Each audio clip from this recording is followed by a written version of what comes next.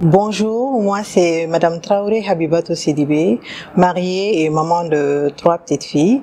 Je suis diplômée de l'Université de Montréal où j'ai effectué une maîtrise bidisciplinaire en informatique et économie. Par la suite, je me suis spécialisée en marketing au HEC de Montréal. Pour ce qui est de Talam, dont je suis la copromotrice avec mes 2 sœurs, Mariam et Geneva. L'histoire est venue d'une passion, c'est né d'une passion pour les cheveux avant tout, pour nos cheveux africains qui sont très controversés.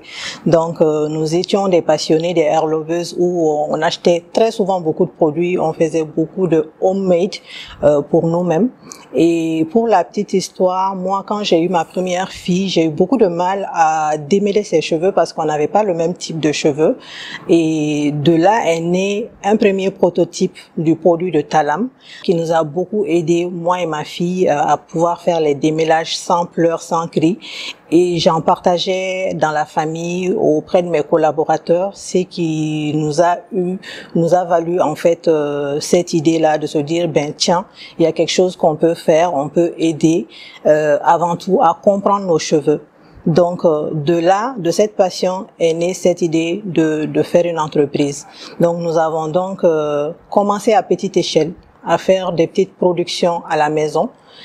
Jusqu'à maintenant, nous avons une unité semi-industrielle avec une capacité de 1000 litres de production par jour. Nous avons décidé en fait de distribuer Talam via vraiment un réseau de distribution au lieu de faire de la vente directe. Donc actuellement, nous avons une dizaine de points de vente, dont UMIM, l'univers du Made in Mali qui nous reçoit aujourd'hui. Il y a Discount Market, Magic Megastore, il y a différents salons de coiffure un peu partout dans Bamako, dont Chai Coiffure par exemple qui est à Bamako Croix. Et notre objectif, c'est vraiment d'étendre ce réseau de distribution afin que les clients puissent avoir les produits là où ils se trouvent. Nous avons également une représentation en France qui est Infinity Beauté et une représentation au Canada. Alors, les épreuves, quand on est entrepreneur, ça n'en finit pas et il faut accepter qu'il y aura des épreuves et ça n'en finira jamais. Donc, nous, principalement, les 3 épreuves qui nous ont vraiment marquées, c'était une des premières au départ quand on se lançait, parce que la capacité de production au départ, on était à peu près à une vingtaine de produits finis par production, puisque tout était manuel. Et on a eu une association de femmes qui nous a demandé de leur fournir en un très court délai 200 produits. Étant donné que je suis salariée, je n'avais pas de main-d'œuvre à disposition, donc il a fallu recruter rapidement, une personne formée rapidement pour avoir de l'aide. Il a fallu acheter des emballages, des étiquettes qu'on n'avait pas sur place à Bamako. Donc ça a été vraiment une grosse épreuve, mais on a su s'organiser comme il fallait pour pouvoir faire les productions, enchaîner les productions au quotidien afin de les fournir. Et c'est de cette histoire qu'on a réalisé que si on veut vraiment s'agrandir, il nous faudra aller vers la semi-industrielle. Donc c'est de là maintenant qu'on a commencé à chercher où est-ce qu'on peut trouver des machines qui vont nous permettre d'augmenter notre capacité de production, ce qu'on a réalisé aujourd'hui.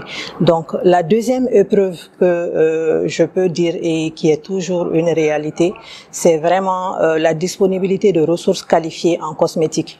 Au Mali, dans les universités, il n'y a pas de cursus scolaire spécialisé dans les cosmétiques, dans la formulation, dans les analyses en labo, il n'y a pas. On est obligé de chercher des experts à l'extérieur du Mali et cela nous coûte extrêmement cher.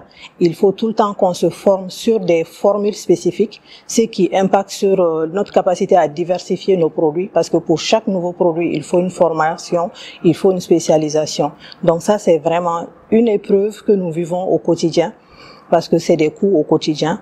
Et la dernière épreuve qui est sûrement une difficulté pour la plupart des entreprises, je dirais c'est le fonds de roulement. Je ne dirais pas que c'est les finances, parce que tout le monde parlera de la finance, mais pourquoi je dis fonds de roulement? Dans notre cas spécialement, nous allons souvent en rupture de stock. On part en rupture de stock parce qu'il y a certains intrants que nous n'avons pas au Mali ici disponibles, dont les emballages, dont par exemple certaines matières de formulation, de transformation, les fragrances que nous mettons dans nos produits, tous ces produits ne sont pas disponibles au Mali, ce qui fait qu'on est obligé de les importer. Il faut faut absolument avoir un très bon fond de roulement pour cela. Et ça, c'est une preuve à longueur de journée. Ça nous arrive de souvent être en rupture de stock sur certains de nos produits. Je dirais l'organisation, la gestion de son temps. En tant que salarié, en tant que femme mariée, maman, entrepreneur, c'est extrêmement difficile de pouvoir concilier tout cela ensemble. Et tout est une passion pour moi personnellement. La famille a une place vraiment importante pour moi. Le travail que je fais, qui me paye, est très important pour moi, et l'entrepreneuriat est une passion qui est aussi très importante pour moi. Ce qui fait qu'il faut une organisation au quotidien. Il faut que je puisse faire confiance à des personnes, que je puisse déléguer certaines choses que moi-même je ne peux pas faire. Et donc ça aussi, c'est une preuve qu'il faut gérer au quotidien. Pour les entrepreneurs qui souhaitent se spécialiser dans la cosmétique comme moi, je les encourage déjà, parce qu'au Mali, quand on faisait notre business plan, on a vu que le chiffre d'affaires en 2018 en cosmétique au Mali, c'était de 23 milliards et plus. Mais la plupart des entreprises qui gagnent ce chiffre d'affaires, c'est ceux qui importent. Ça veut dire que la production locale a vraiment du potentiel, mais on a besoin de beaucoup d'aide et on a besoin de beaucoup d'entreprises qui vont vouloir aller dans ce sens. Donc, je les encourage à se lancer. Notre porte est ouverte s'ils ont besoin de conseils ou quoi que ce soit. La première des choses, c'est de commencer à petite échelle. Si on veut se spécialiser sur les cheveux, on veut se spécialiser sur la peau, on commence à petite échelle. Parce que c'est un domaine qui est très difficile. C'est quand même quelque chose que tu vas mettre dans la main de quelqu'un, la personne va l'utiliser sur sa peau, sur ses cheveux. Il faut que tu t'assures que la qualité du produit est vraiment assurée, que tu peux donner à ton enfant, tu peux donner à ta propre famille. Donc là, il faut commencer à petite échelle, mais aussi viser grand. Se projeter au moins sur 3 ans. Se dire dans 3 ans où est-ce que je veux être, quels sont les différents produits que je veux lancer, quel chiffre d'affaires j'aspire à avoir.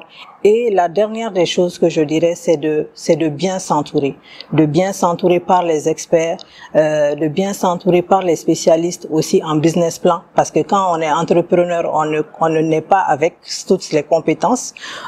On peut être spécialisé dans la fabrication de produits, mais on ne connaît rien de la comptabilité, de la finance, de la vente, de la communication. Donc c'est vraiment important de bien s'entourer, de demander de l'aide et de partager son projet aux gens. On a souvent peur de partager notre projet parce qu'on pense qu'on va se le faire voler. Tout le monde a les mêmes idées. Tant qu'on n'en parle pas, on n'aura pas de l'aide.